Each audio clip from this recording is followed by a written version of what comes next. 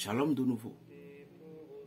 Et je vous disais tantôt que dans la vie, il faut toujours un sacrifice pour arriver à un objectif. Écoutez bien, si vous avez une lourde charge spirituelle, ce qu'on appelle les malédictions ou la malédiction familiale, ne pensez pas que vous seriez délivré comme ça, directement comme ça, non. Il fallait que vous affrontiez certaines choses. Il fallait que vous affrontiez votre destin. Il fallait que vous affrontiez qui vous êtes. Il fallait que vous affrontiez vous-même. L'homme s'affronte soi-même. L'homme s'affronte soi-même.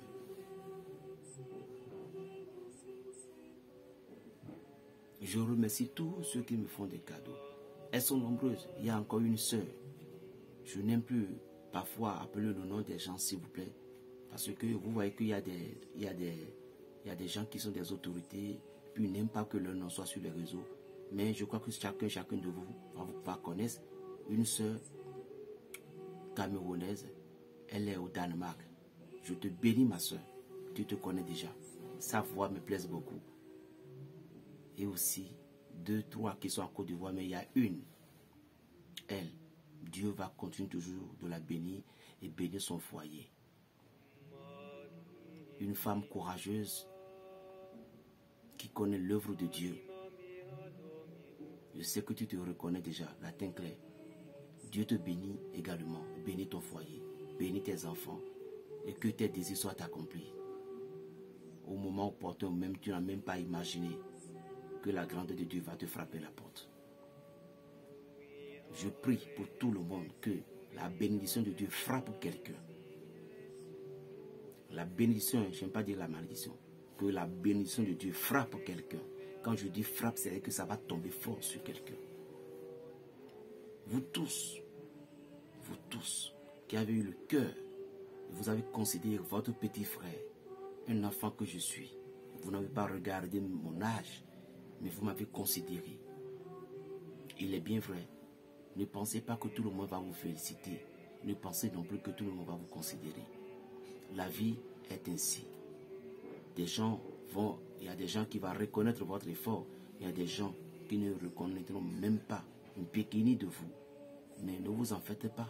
Ça, ce n'est pas un souci. Vous devez apprendre que dans la vie, là où on dépose les billets, si vous êtes un billet de 10 000, votre valeur sera au niveau des humains, mais pas avec les animaux,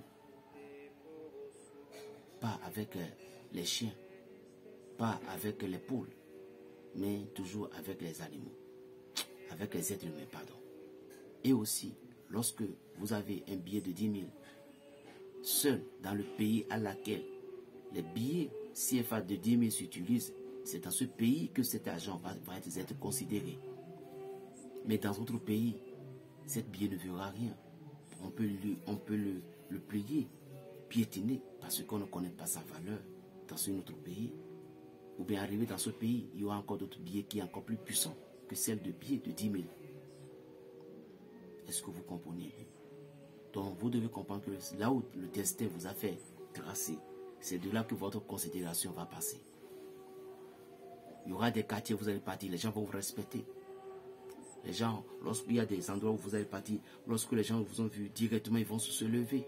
Vous êtes le pasteur de votre église quand vous voient dans une ville, ah pasteur, mais d'autres diront, mais lui il est qui, pourquoi tu le poses devant lui? Parce qu'il ne te connaît pas.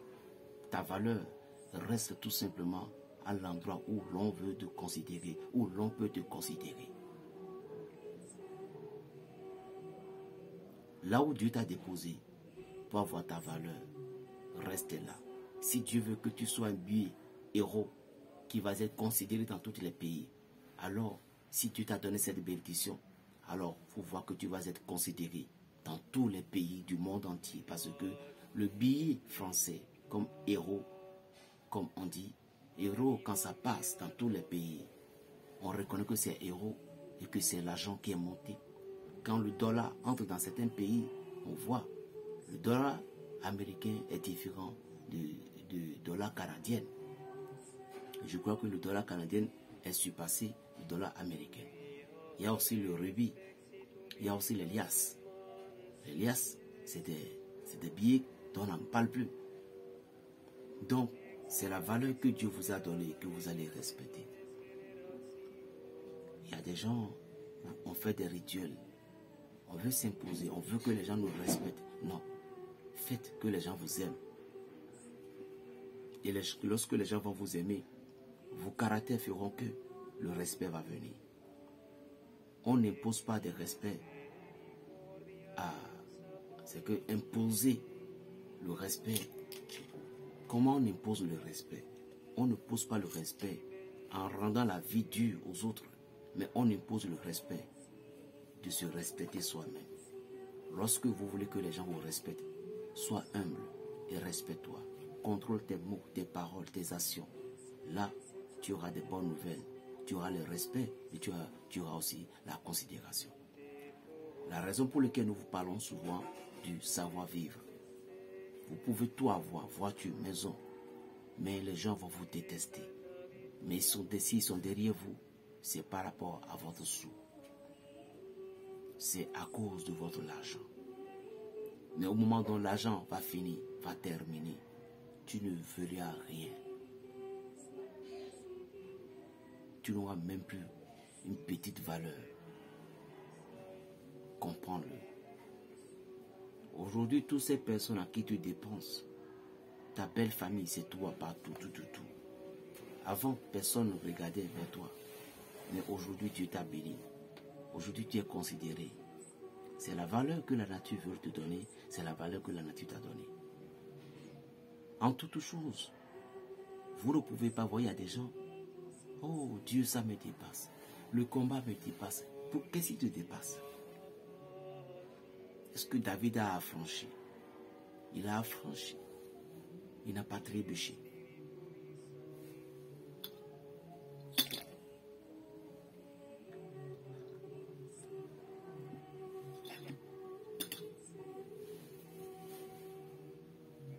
Vous savez, les premiers combats, c'est la traumatisation des ennemis. Au moment dont un ennemi voulait vous traumatiser, c'est-à-dire voulait vous détruire la vie, il va vous donner l'esprit de bouleversement. On appelle ça l'esprit de bouleversement. Il va bouleverser votre intelligence. Il va bouleverser votre esprit. Il va envoyer des pensées erronées. Même si tu faisais des traitements de guérison, il te dira toujours que ce n'est pas guéri. Or, c'est la pensée qui guérit tout. Ne pensez pas à des échecs. Chaque jour bénis ta vie. Ne vois pas tellement des entités négatives partout. Ne vois pas chaque moment des démons qui te menacent. Mais vois la bénédiction qui te menace. Acceptez la bénédiction qui vous menace. Transformez les malédictions qui vous menacent en bénédiction. Bénis. Bénis.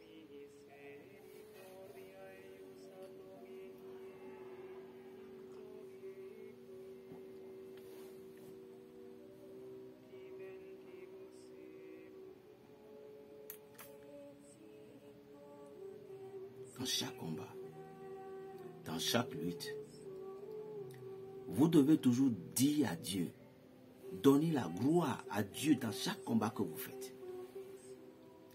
C'est ce que certaines personnes ne comprennent pas. Dieu ne s'impose pas à nous. Il ne s'impose même pas à nos prières. Tout ce que Dieu veut, lorsque vous vous retrouvez dans des combats inexplicables, qu'est-ce que vous allez faire? Qu'est-ce que tu vas faire? C'est de réfléchir et prendre ce combat au sérieux. C'est de réfléchir et demander à Dieu l'aide. C'est de réfléchir et que la divine providence soit avec toi. C'est de réfléchir à ce que la puissance divine va se manifester à tes côtés. Dieu a tant aimé le monde qu'il a donné son Fils unique afin que quiconque croit en lui ne périra point, mais qu'il ait la vie éternelle. Le Fils de Dieu n'est pas venu dans le monde pour juger le monde, mais pour que le monde soit sauvé. Comme Moïse a levé le serpent dans le désert, il faut que le Fils de l'homme doit se lever ainsi. Et afin que quiconque voit, c'est pourquoi je dis, je bénis toujours l'Église catholique. Là. Franchement. Je bénis tous ceux qui ont reçu l'inspiration de faire l'image de la crucifixion du Christ. Vous pouvez, je dis toujours quelque chose, traiter la Bible de mensonge, traiter tout de mensonge, traiter que Jésus-Christ n'existait pas, traiter de tout. Mais les miracles du Christ n'est pas faux. Ça existe. Ça existe. Et nous avons vu beaucoup de preuves. Alors taisez-vous. Ne luttez pas avec ceux dont vous ne pouvez pas lutter. Le lion de la tribu de Juda a vaincu la race de David. Alléluia, alléluia. Fiat, fiat, fiat. Jésus de Nazareth, roi des Juifs. Jésus, en fait, qui étant Dieu déguisé en être humain, il n'empêche pas les autres religions de faire leur culte, de se progresser ni d'évoluer. Non. Mais qu'est-ce qu'il veut tout simplement? C'est comme aussi une religion. C'est comme... Oui. C'est aussi une religion qu'il est venu former avec sa parole. Et peu importe qui vous êtes, vous pouvez l'adopter. Vous pouvez adopter le Christ. Et ce qui est bon, peu importe catégorie que vous êtes, admise, musulmane, et si patati que vous êtes, et puis vous avez adopté Jésus-Christ dans votre vie, qu'est-ce que Jésus-Christ, lui, il nous fait?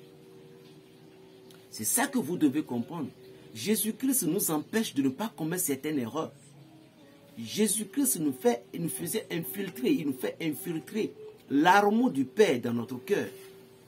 Jésus-Christ nous fait infiltrer l'amour de Dieu dans nos esprits. Il nous fait infiltrer l'amour du ciel dans notre esprit.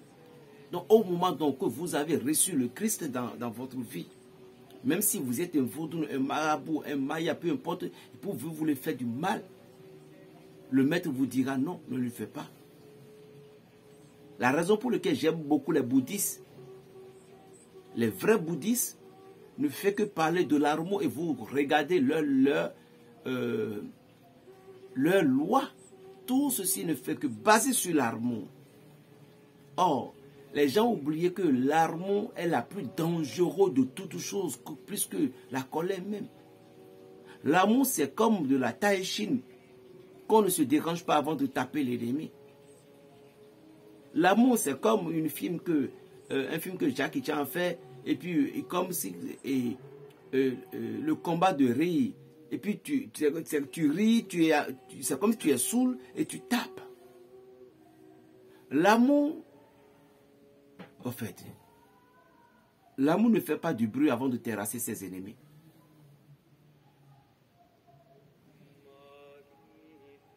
Un jour, il y a un monsieur qui est venu chez moi dans ma boutique. Et il voulait avoir mes produits. Il payait les produits. Il y a un produit contre puissant ennemi. Et je lui montre. C'est un monsieur, lui, je crois qu'il pratiquait le yoga. C'est yoga, non? Non. J'ai oublié. Mais c'était une pratique qu'il fait, quoi. Il faisait une pratique de leur... Voilà. Et j'ai dit, savon pour les ennemis. Il dit, je n'en ai pas. Il dit, je n'en ai pas. Je ne les connais pas. Je dis, ah, ça, c'est bon. Il dit, oui, je n'en ai pas. Je n'avais pas je n'ai pas d'ennemis. Vous voyez, c'est pas qu'il n'a pas d'ennemis, mais il ne considère pas les ennemis comme ennemis. Vous voyez, il utilise une arme tranchante silencieuse Et lorsque vous touchez, c'est la mort qui vous fera voir votre jour de naissance. Berger Raphaël, le Béninois. Abonnez-vous massivement à ma chaîne.